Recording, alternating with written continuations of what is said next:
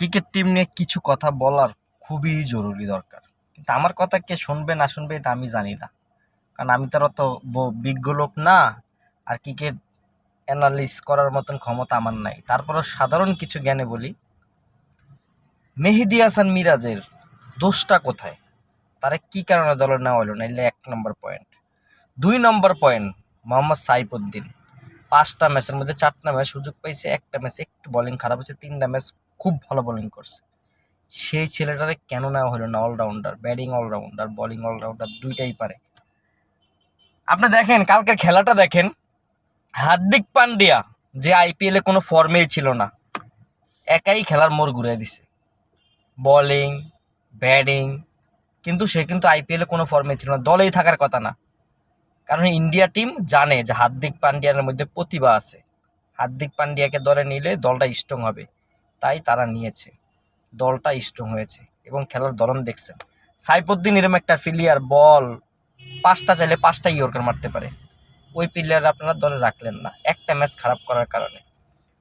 তার যে ব্যাটিং, আমি প্রতিটা অ্যাগ্রেসিং মানে ব্যাটিংটা যে সময় করে মেহেদী মিরাজ, ইন্ডিয়ার সাথে 100 আছে, টানা 2টা হারা ম্যাচে সে জিতেছে। সেই মেহেদী মিরাজরে আপনারা দলে রাখলেন না। যে বুদ্ধি খাটায় বল করতে পারে, ব্যাটিং ভালো, তাকে রাখলেন না। রাখলেন কারে? তার বদলে বলদাজেরই এডিরে রাখছেন। তা আপনারা কি মাথায় কি গোবর আছে না কি আছে আপনাকে মাথায়? যারা দলটা নির্বাচন করেন আপনারা আসলে কি খেয়া গাঁজা টাজা খান? ম্যাথ উত্তীর্ণ গাঁজা খান নাকি ম্যাথ যেদিন নাই হেডি খান? কোনটা খান?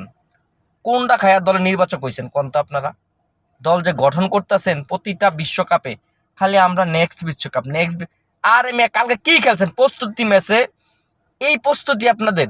আল্লাহ আল্লাহ আল্লাহ আল্লাহ আল্লাহ, লজ্জা নাই আপনাকে? আপনাকে তো লজ্জা থাকা উচিত। যারা খেলতেছেন ক্রিকেটটা, প্রতিটা লোকের লজ্জা থাকা উচিত। সাকিব কালকে মানে টেস্ট খেলতেছে, আমরা প্রস্তুতি ম্যাচ ভালো করে মার, এখন আউট না হলে নাইমা জাগা। প্রস্তুতি ম্যাচ তো প্রস্তুতি, সে মনে হচ্ছে টেস্ট ম্যাচ খেলতেছে, প্রস্তুতি নিতেছে টেস্ট ম্যাচ খেললা। মাহমুদুল্লাহ রিয়াদ তো আলহামদুলিল্লাহ এত বয়স হয়ে গেছে, আর ব্যাটার ফাইকা গেছে, এখনো সে মারতাছে উড়া দুরা, ভালোই খেলছে। আর না হইলে সব আইসে আর গেছে। এই লিটুইনারে কি আর বাদ দেন না?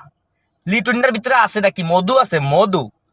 ওই যে প্রথম ম্যাচে প্রতিটা ম্যাচে জয় খারাপ খেলে, ওরে কি কারণে ল হয়েছে? ওর থেকে ভালো ব্যাটসম্যান নাই, ওর থেকে ভালো এনামূলক বিজয়, তারে কি পচ্চা গেছে সে? হ্যাঁ, সে কি পচ্চা গেছে? তারে কি কারণে ল হয় নাই?